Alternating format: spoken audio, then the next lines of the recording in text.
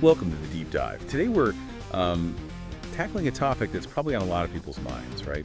Building wealth. You sent us this really interesting YouTube video, 15 assets that are making people rich. It's from Molex.com, and we are going to break it down, see what we can learn, what insights we can pull out. Yeah, a good one. You know, so many people think wealth building is all about luck, but this video, it really highlights how important it is to understand the rules of the game. Yeah, for sure. And the video doesn't waste any time either. It jumps right in with these 15 different assets, things that can actually put money in your pocket. Some of them are familiar, like real estate or investing in stocks, but others, I gotta say, they're a little less obvious, like trademarks. Yeah. Or even the people around you. Right. It's a good reminder that assets, they aren't always just physical things you can hold in your hand. Definitely not. But maybe let's start with, well, something the video emphasizes right at the beginning, the difference between assets and liabilities. Okay, assets versus liabilities. I mean, it seems pretty straightforward on the surface. Yeah. But the video, I mean, they make a point of saying a lot of people get this wrong. They do. And it really is a fundamental concept to grasp, you know? I mean, at its core, an asset puts money in your pocket while a liability takes money out. I think a good example is, think about that big screen TV you just bought. Oh. That's probably a liability. It's not generating any income.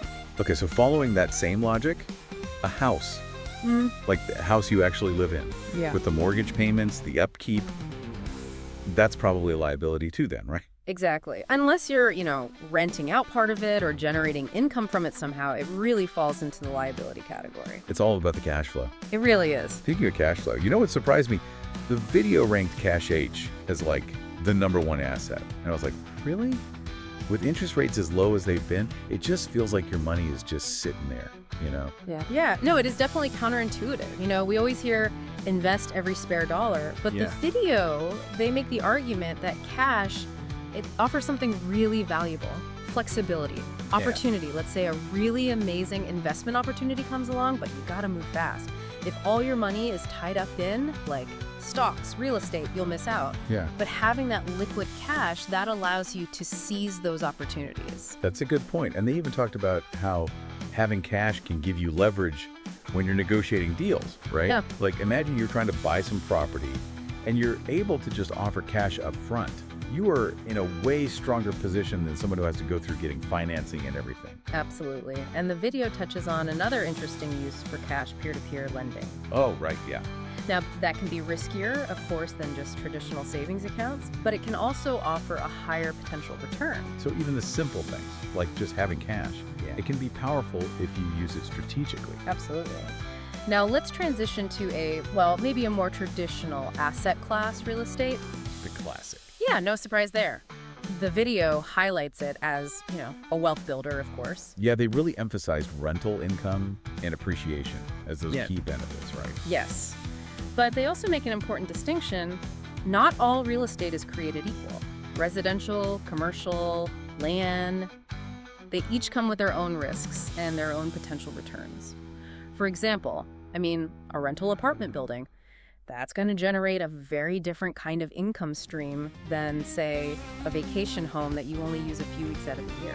So it's not just owning an LA property, it's owning the right property.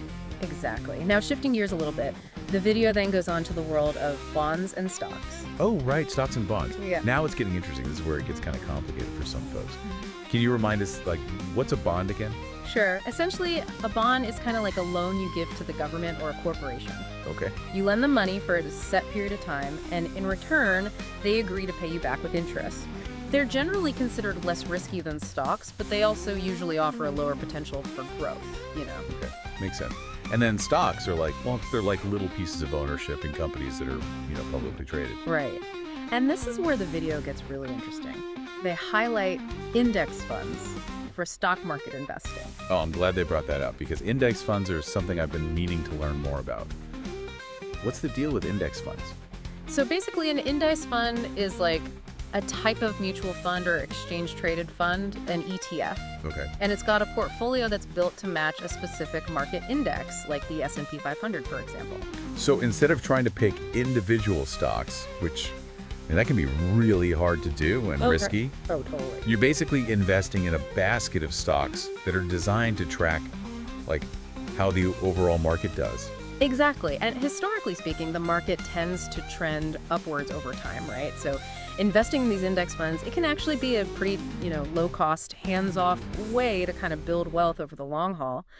But, there's one thing you got to watch out for with these index funds, and that's the expense ratios. The expense ratios. Now, what are those?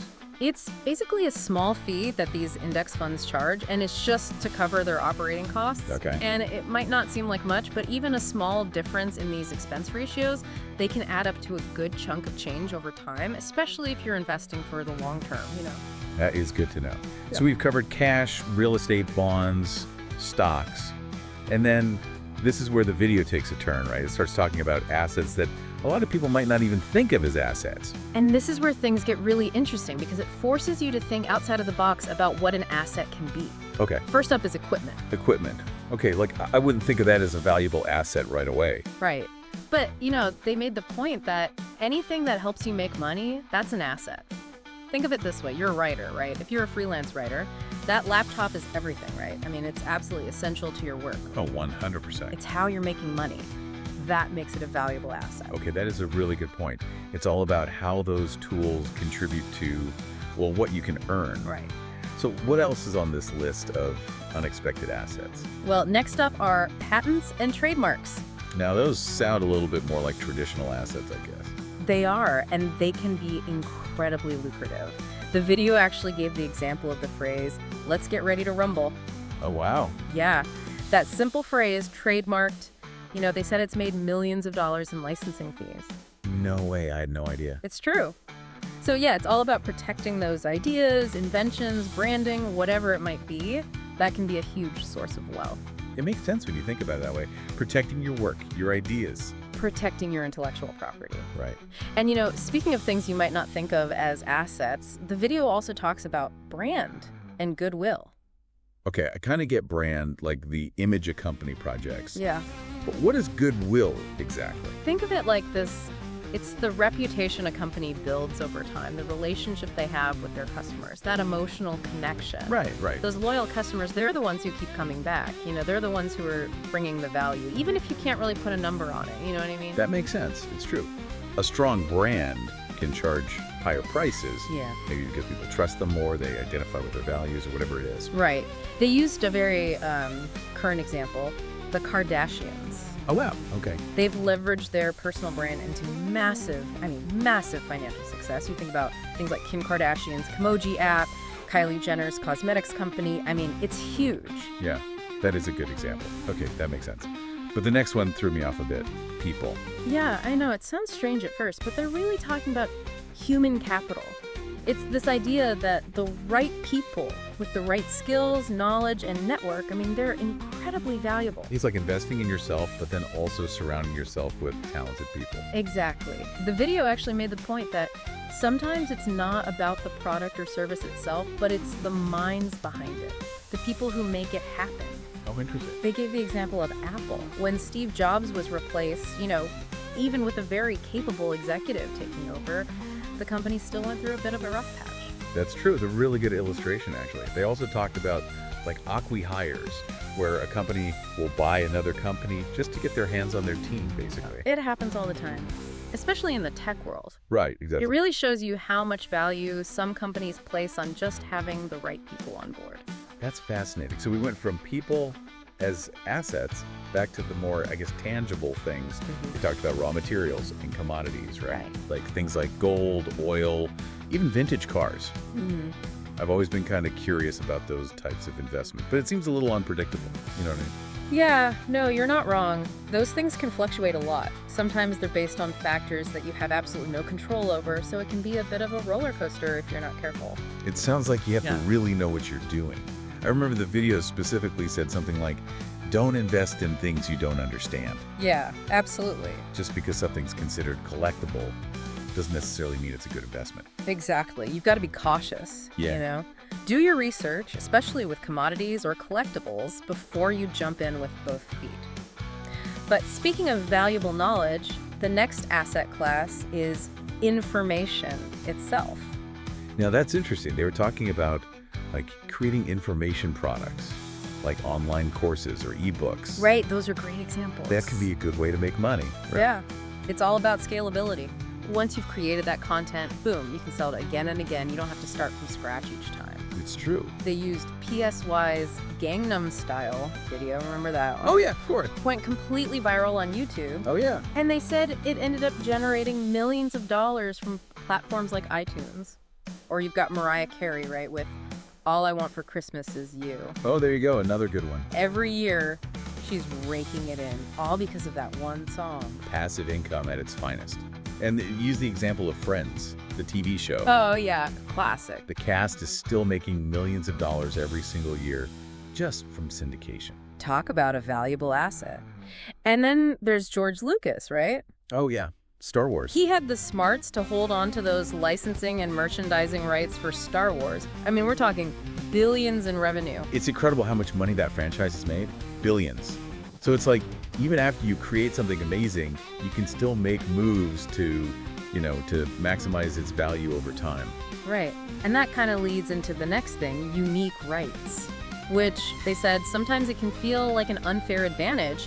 For example, in the United States, there's the Indian Gaming Regulatory Act. Right, yeah. And it essentially gives Native American tribes exclusive rights to run casinos on their land. Right, yeah. It's interesting how that's become a significant source of income for so many tribes. Yeah, it is. It just goes to show you, those legal rights, they can create economic opportunities that might not exist otherwise. Exactly. And they talked about how, churches and nonprofit organizations, they benefit from being tax exempt. That's right. It really allows them to, put more of their resources towards their mission. Exactly. Yeah. Okay, and then last but not least, the video wraps up with first mover advantage and proprietary business models as valuable assets. Basically, it boils down to, if you can be the first one to market with a new idea or a new technology, that's where the money's at. Like Apple in the App Store. Okay. Right. Or Airbnb and, basically their whole platform for booking places to stay. Exactly. It's all about spotting the opportunity first and, really capitalizing on it before anyone else even knows what's happening. Look at Netflix. Oh, yeah. What a good example. They were brilliant, They made the switch from, DVD rentals to streaming. And look at them now. They were pioneers in that space, and they've definitely reaped the rewards. I mean, other companies, it took them years to catch up.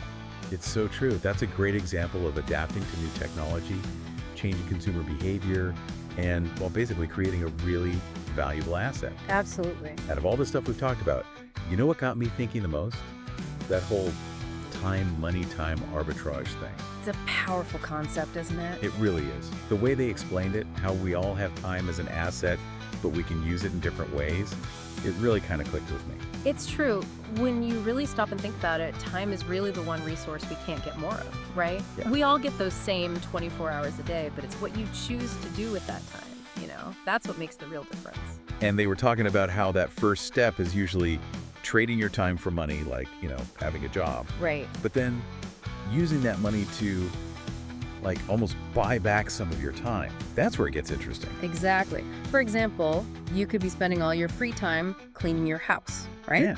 Maybe doing your taxes, or even just trying to learn some new skill from scratch. Yeah. Or you could take that money that you've earned from your job and hire a cleaning service. Right.